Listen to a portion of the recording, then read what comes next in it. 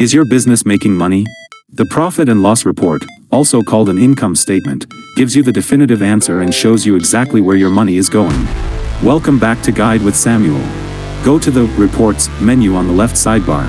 In the search bar or Business Overview section, find and select Profit and Loss. Choose your date range, this month, this quarter, this year to date. The report instantly shows your income, cost of goods sold, expenses, and most importantly, your net profit.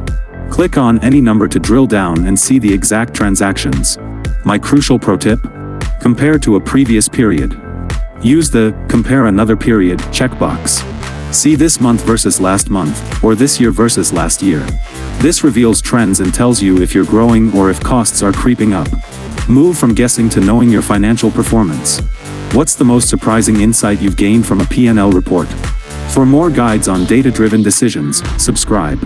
Thanks for watching. I'm Samuel, and I'll see you in the next video.